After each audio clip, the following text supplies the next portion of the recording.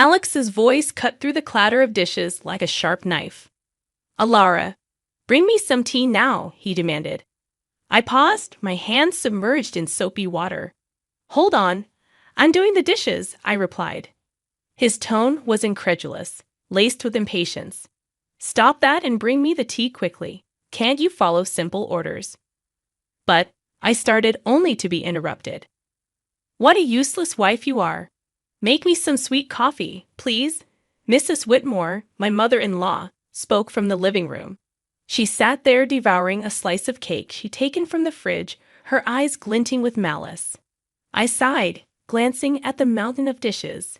"There are so many. Leave them for later. Just do what we say, useless wife." Alex's voice was a whip, each word stinging. I was Alara, a 28-year-old working mother trapped in a life that felt more like a prison than a home. Married at 23, I had hoped for love and companionship. Instead, I found myself in the clutches of Alex and his overbearing mother.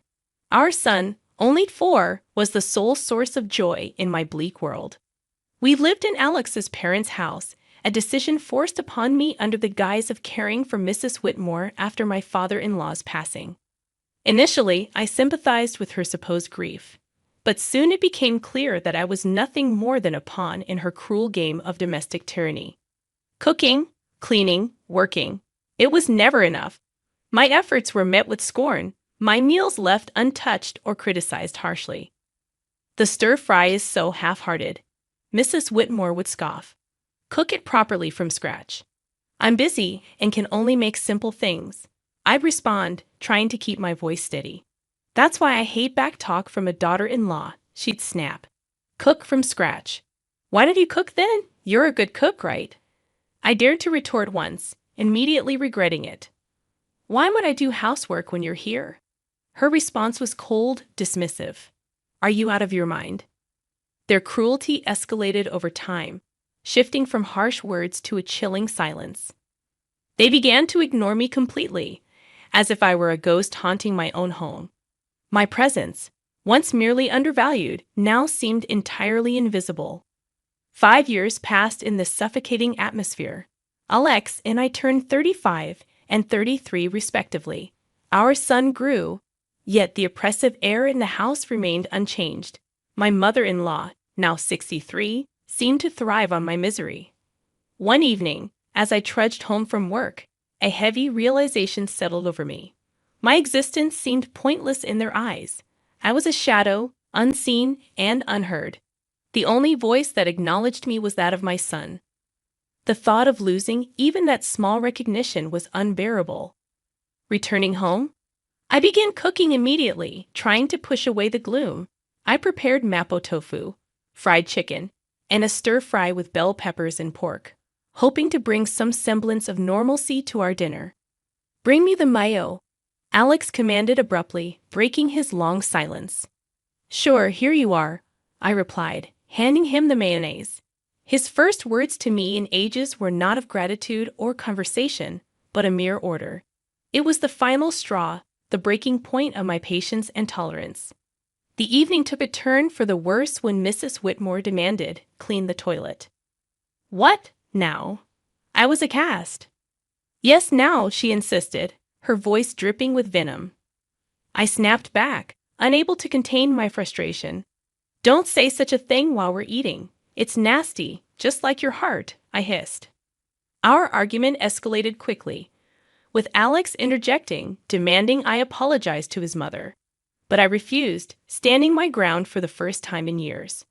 The conflict reached its peak, and in that moment, a decision crystallized within me. I needed to escape this toxic environment, not just for my sake, but for my son's as well. I retreated to my room, my resolve hardening. I downloaded divorce papers, filled them out, and slammed them in front of Alex. His shock was palpable, but I felt nothing but cold determination. "I'm filing these," I declared, my voice steady as I stood there facing my husband's bewildered expression. I realized I had finally stepped out of the shadows. It was time to reclaim my life. The days following my declaration of divorce were a whirlwind of cold glares and biting remarks. But amidst this storm, I found an unfamiliar sense of liberation. One evening as I served dinner, Mrs. Whitmore looked at the meal with disdain. "You call this food? Even a child cooks better." I bit my tongue, focusing on my son's smiling face. "Eat up, sweetheart. I made your favorite tonight," I said. Alex chimed in, his voice dripping with sarcasm.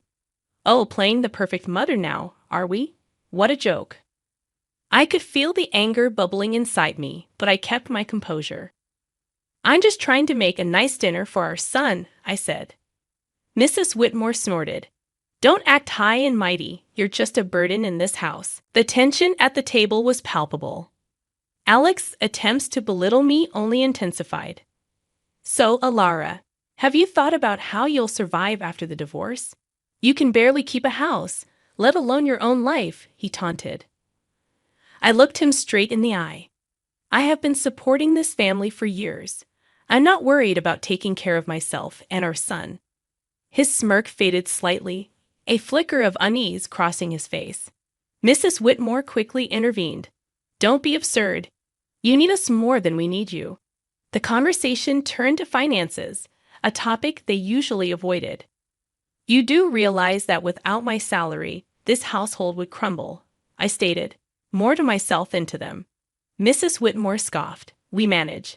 We don't need your pity money." But Alex's silence spoke volumes. He knew the truth. Without my income, they would be in dire straits. In the following days, their behavior became increasingly erratic. Mrs. Whitmore oscillated between trying to sweet-talk me into staying and hurling insults when I didn't comply. Alex, on the other hand, seemed lost, his arrogant facade crumbling as the reality of his financial dependence became undeniable. One afternoon, I overheard a conversation between them that chilled me to the bone. "She can't leave us like this," Alex hissed. "We need her money." Mrs. Whitmore's reply was cold and calculated. "Don't worry, I have a plan. We'll make her life so miserable she won't dare to leave." Hearing their true intentions laid bare was a revelation. They didn't care about me or even our son. It was all about control and money. That night, as I lay in bed, a plan began to form in my mind. If they wanted a battle, I would give them one. But it wouldn't be fought with words or petty arguments. I would hit them where it hurt the most, their pride and their pockets. The next morning, I started putting my plan into action. I contacted a lawyer, a sharp, no-nonsense woman who came highly recommended. "I want a divorce," I told her, "and I want to make sure they don't get a penny more than they deserve." I told her, and she nodded, her eyes glinting with determination. "We'll make sure of that. You've been the sole breadwinner, right? We'll use that." As the days passed, my resolve only grew stronger. I started documenting everything: the insults, the financial manipulation, even the smallest of grievances. It was time to turn the tables, time for them to face the consequences of their actions. As I built my case, a sense of empowerment filled me. For the first time in years, I felt like I was in control of my own destiny. The shadows of contempt were slowly lifting, and in their place, a new dawn was emerging. As the divorce proceedings began, the atmosphere in the house grew increasingly toxic. Yet with each passing day, my sense of fear diminished, replaced by a steely resolve. One evening, Mrs. Whitmore tried a different tactic. "Alara, dear, why don't we forget all this nasty business? You know we're family." Her words dripped with insincerity. I met her gaze unwavering. "Family doesn't treat each other the way you've treated me." Alex, who had been quietly observing, scoffed. "Oh, playing the victim now? You're not as innocent as you pretend to be." I felt a surge of anger, but kept my voice calm. "I'm not playing anything, Alex. I'm just no longer willing to be your scapegoat." The conversation turned, as it often did, to finances. "You think you can just take our son and leave? How will you support him?" Alex challenged. I smiled, a small, confident curve of my lips. "I've been supporting this family for years. I think I can manage." Mrs. Whitmore's expression twisted into a sneer. "You're nothing without us. You'll come crawling back." But their words no longer held power over me. I knew my worth, and I knew the truth. The next day, I met with my lawyer again. She laid out the strategy clearly. will expose their financial dependency on you. It will play a crucial role in the custody battle and the division of assets. I nodded, feeling a sense of vindication. The law was on my side, and I was ready to fight back. At home, the tension reached a boiling point. Mrs. Whitmore's attempts to undermine me became more desperate. "You think you're so smart," she spat one evening. "But you're just a cold-hearted woman abandoning your family." I looked her straight in the eyes.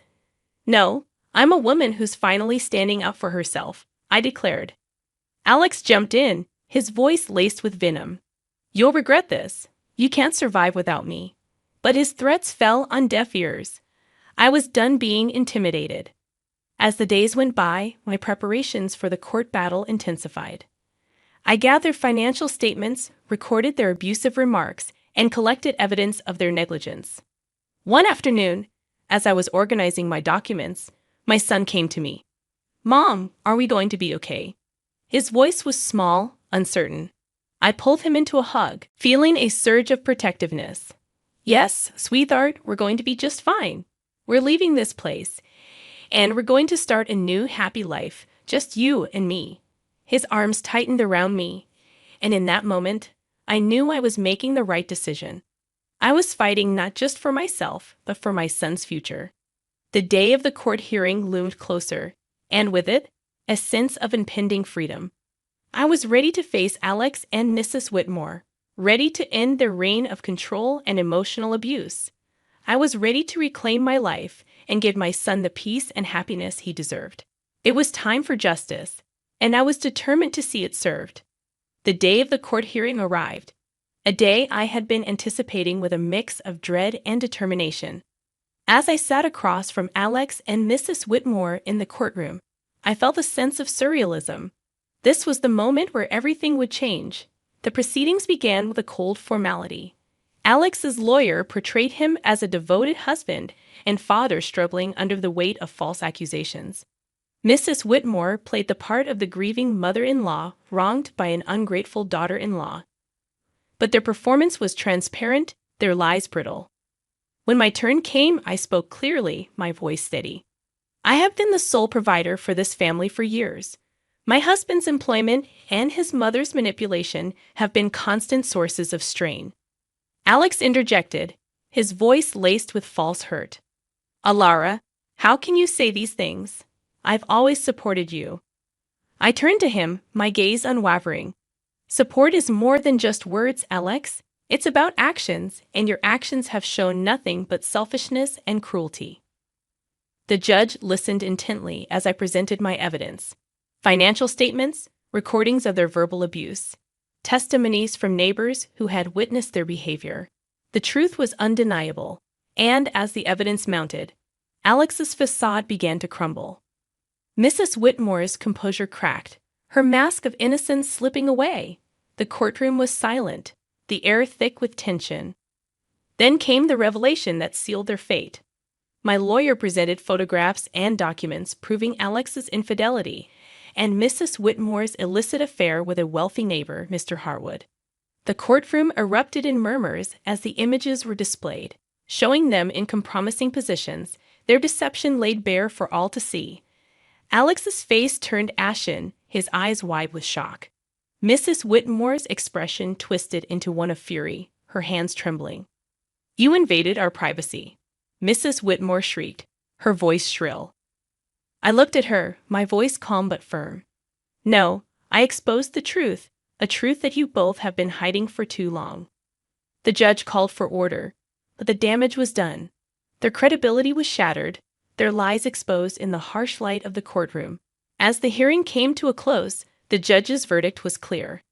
I was granted full custody of our son, and a fair division of assets was ordered. Alex and Mrs. Whitmore were left with little more than their shattered reputations. Walking out of the courtroom, I felt a weight lift off my shoulders. The years of manipulation and emotional abuse were finally over. I had stood up to my oppressors and emerged victorious. But the sweetest moment came when my son ran into my arms outside the courthouse, his face bright with relief and happiness. "We did it, Mom," he said, his voice filled with joy. "Yes, we did," I replied, holding him close, We're free now. It's just the beginning for us. And as we walked away hand in hand, and Mrs. Whitmore were facing the consequences of their actions, one evening, as I was preparing dinner, I received an unexpected visitor. It was Mr. Harwood's wife, Mrs. Harwood, her eyes red with unshed tears. Alara, I heard about everything. I can't believe what Sylvia, Mrs. Whitmore, did. Her voice broke, and I could see the pain etched on her face. I invited her in, offering a cup of tea. As we sat at the kitchen table, she poured out her heartache. I trusted her as a neighbor, as a friend, and to think she was having an affair with my husband, she said. I listened, offering words of comfort. It was clear that Mrs. Whitmore's actions had caused more damage than she had ever anticipated. The next day, I encountered Alex in town. He was a shadow of the man he once was, his arrogance replaced by a look of defeat. Alara, please, can we talk? He asked, his voice barely above a whisper. I stopped, facing him. What is there to talk about, Alex? He fidgeted, unable to meet my eyes. I am sorry for everything. I didn't realize how much I depended on you, on your strength. His apology, though late, was a testament to the shift in power. He had lost everything, his dignity, his home, his family. And in that loss, he had finally recognized his own faults. But it was Mrs. Whitmore who faced the harshest backlash. Her affair with Mr. Harwood had not only ruined her reputation, but had also led to legal troubles. Mrs. Harwood had filed for divorce and was pursuing a lawsuit against her for alienation of affection. I heard about Mrs. Whitmore's plight from neighbors, the whispers and rumors painting a picture of a woman undone by her own actions. One afternoon, I saw her at the grocery store, her eyes downcast as she hurried through the aisles. Our paths crossed, and for a moment, our eyes met. The look of resentment and defeat in her eyes was unmistakable. You did this to me, she hissed under her breath as she passed by. I watched her go, feeling a mix of pity and vindication. No, Sylvia, you did this to yourself, I whispered to myself. The tides of justice had turned, and the consequences of their actions were now inescapable. Alex and Mrs. Whitmore were living the life they had crafted through years of deceit and manipulation, and as I watched them struggle with the aftermath, I knew that the best revenge was living well, free from their toxic influence. As I turned my focus back to my son and our new life, I realized that this was not just a story of revenge. It was a story of liberation, of breaking free from the chains of abuse and control. And as I looked to the future, I knew that the best was yet to come.